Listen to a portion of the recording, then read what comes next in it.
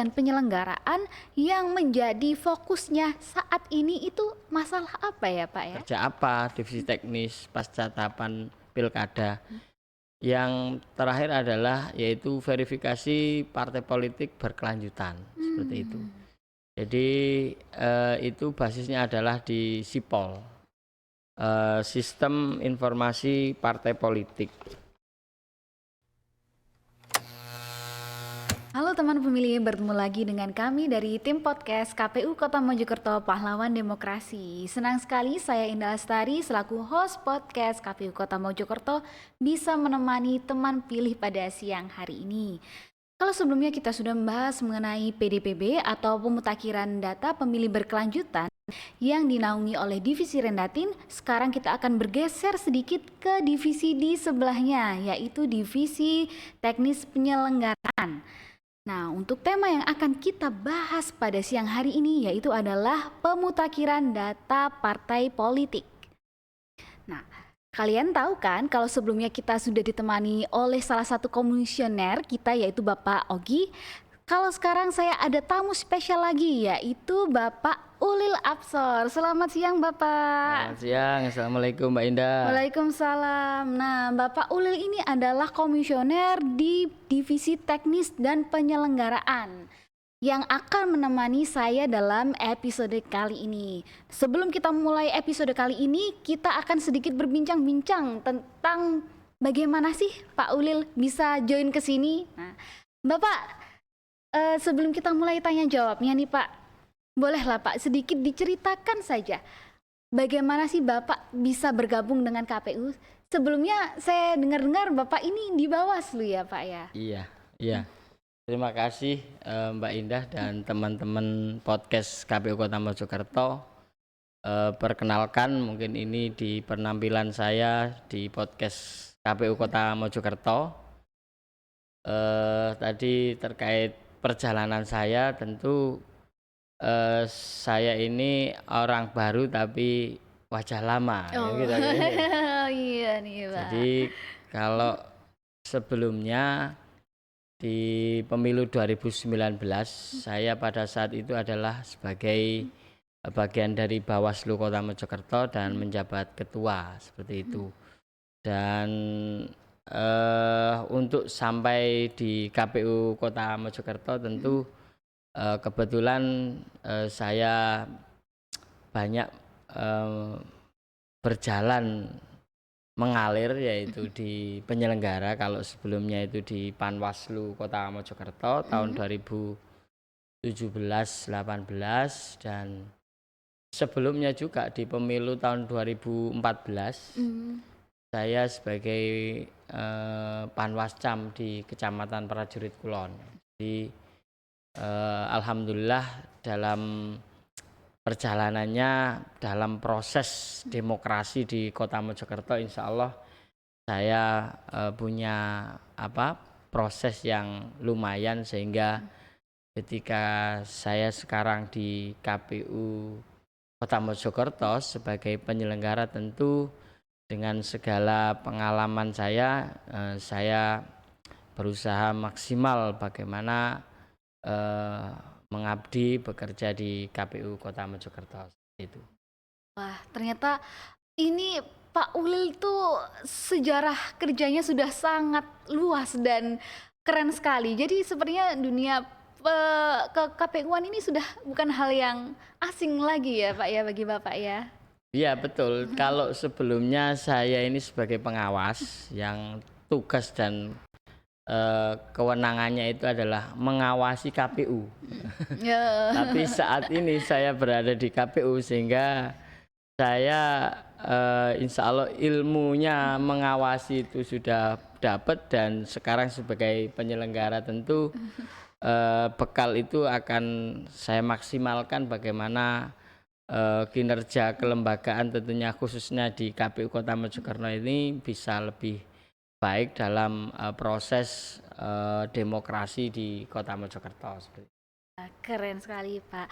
Baik Pak, saya mau tanya juga Pak sedikit lagi.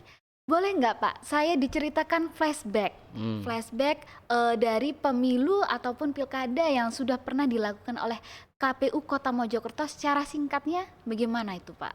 Eh Kalau pemilu ya tahun 2024 kemarin, dan itu sudah kita saya bisa bersama-sama, yaitu di tahapan pemberkasan pasca 14 Juni 2024 itu sudah dilantik. Itu pada tahap tersebut proses pemberkasan anggota DPRD Kota Mojokerto untuk ditetapkan setelah menuju dilantik itu, seperti itu. Dan seingat saya kami beserta jajaran sekretariat berkoordinasi dengan sekretaris dewan dan juga pemerintah Kota Mojokerto, juga termasuk dengan Pemprov, untuk menyiapkan beberapa berkas-berkas untuk pelantikan DPRD Kota Mojokerto yang jumlahnya 25 kemarin. Untuk pilkada tentu itu kemarin sudah berjalan,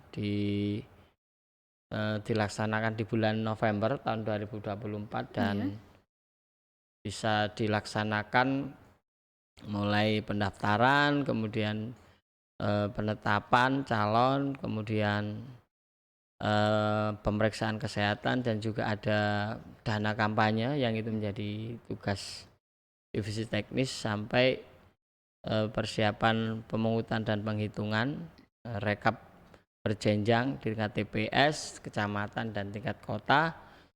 Dan sudah ada pemenangnya, yaitu yang sekarang sudah dilantik, sudah bekerja menjadi Wali Kota Mojokerto, yaitu atas nama Hajah Ika Puspitasari dan Dr. Rahman Sidarta Arisandi.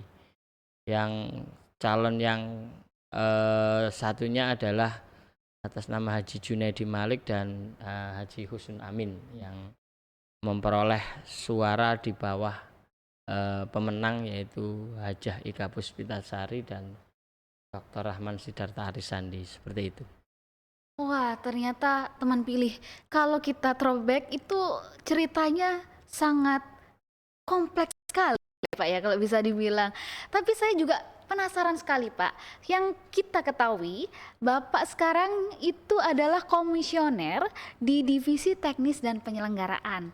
Ya. Kalau saya boleh tahu, Pak, untuk Divisi Teknis dan Penyelenggaraan yang menjadi fokusnya saat ini itu masalah apa ya, Pak ya? Kalau yang saat ini yang kami kerjakan, yaitu kerja apa divisi teknis pasca tahapan pilkada. Yang terakhir adalah yaitu verifikasi partai politik berkelanjutan, seperti itu. Jadi itu basisnya adalah di SIPOL, Sistem Informasi Partai Politik.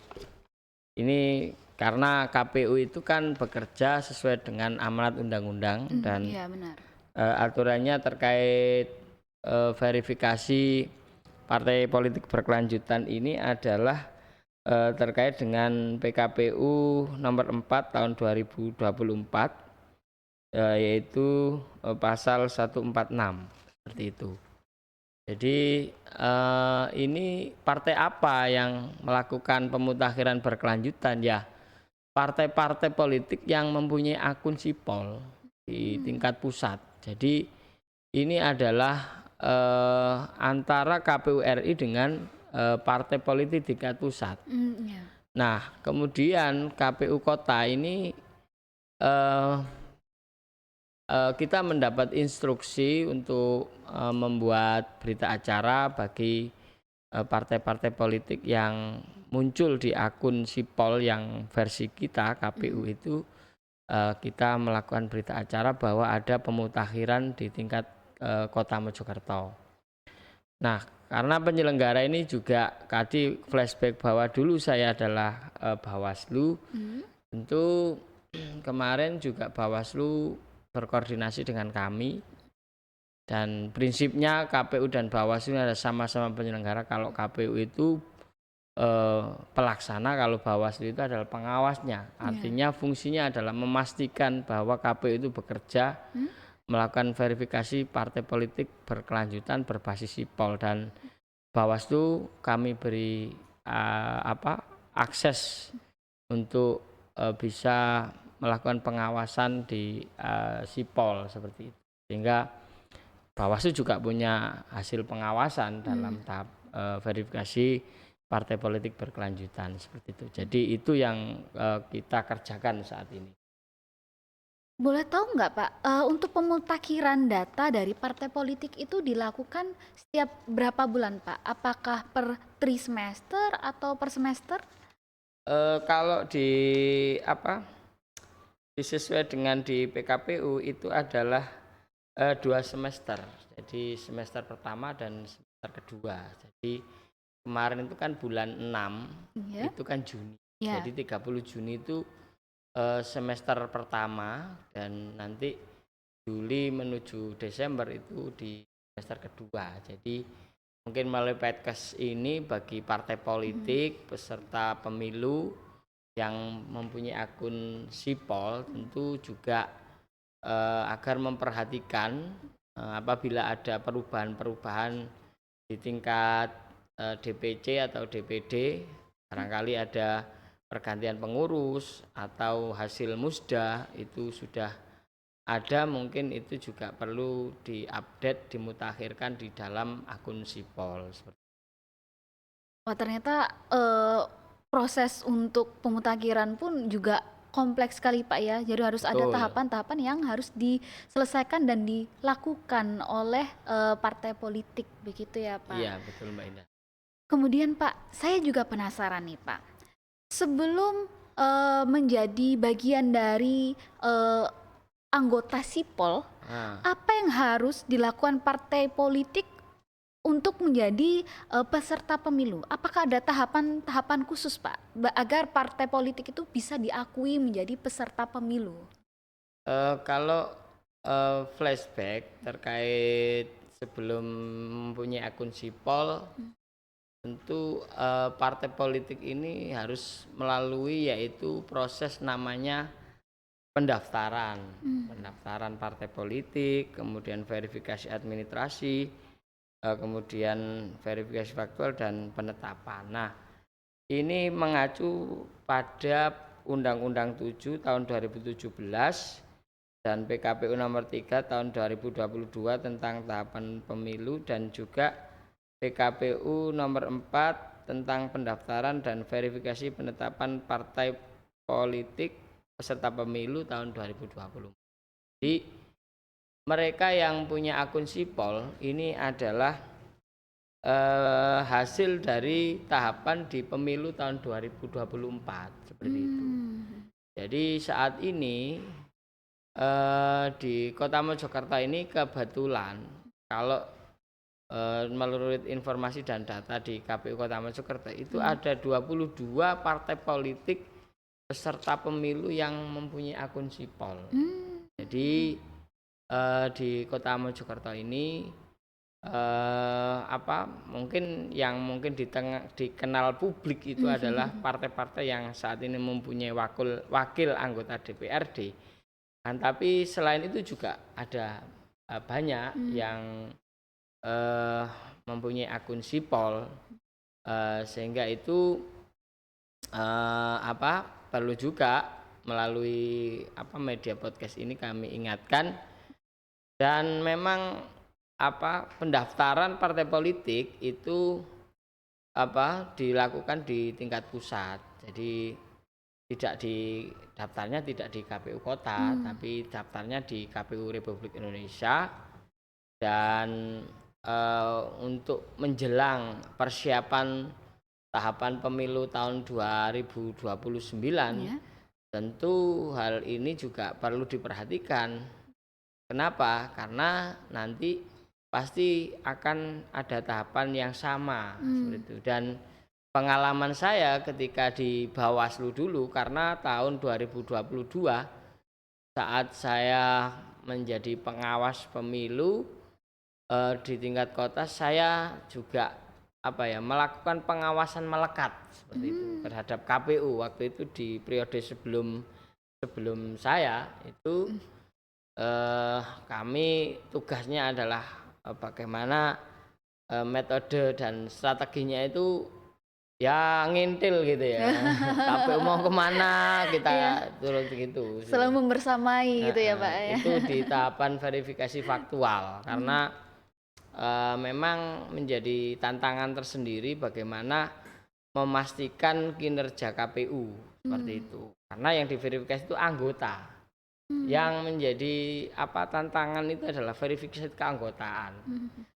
Di tingkat kota, di tingkat kecamatan seperti itu. Nah itu mungkin bagi para peserta partai politik yang saat ini mempunyai anggota DPR atau tidak mempunyai, tentu itu juga perlu juga dilakukan persiapan dan bagaimana di tahapan verifikasi di pemilu tahun 2009 nanti itu bisa lancar seperti itu. Dan harapan kami demokrasi di Kota Mojokerto ini dari pemilu ke pemilu semakin baik.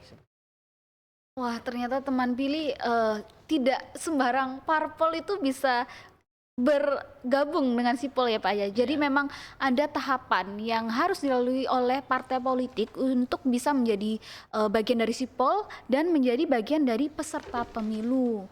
Nah Pak Ulil, ini mungkin ada closing statement nggak Pak sebelum kita mengakhiri podcast kali ini, khususnya untuk teman-teman dari partai politik yang akan mempersiapkan dirinya dalam proses pemutakhiran data partai politik.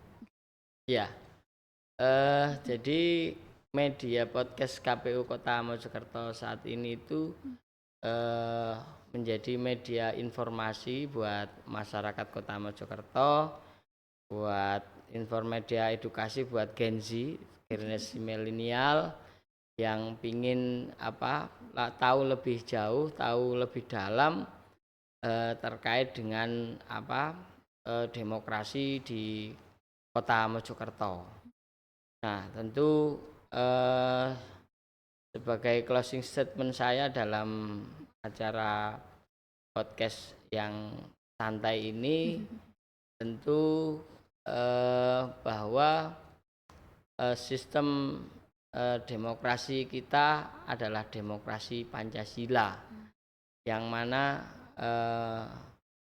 semua masyarakat ini mempunyai hak yang sama. Vote fully, vote day. Satu orang mempunyai suara yang sama.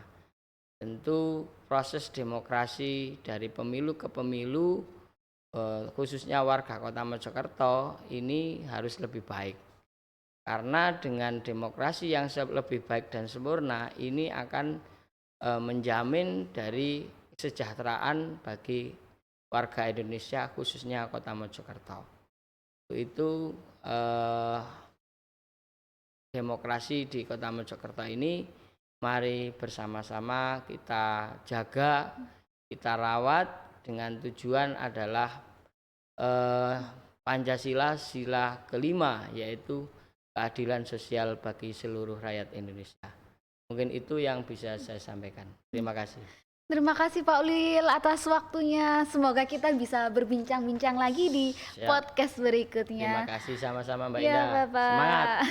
Terima kasih pada teman pemilih yang sudah bergabung dengan podcast KPU Kota Mojokerto. Semoga kita bisa bertemu dengan saya dan semua pemateri dari podcast KPU Mojokerto yang lainnya yang lebih keren lagi. Saya Indah Lestari selaku host podcast KPU Kota Mojokerto pamit undur diri dan selamat siang.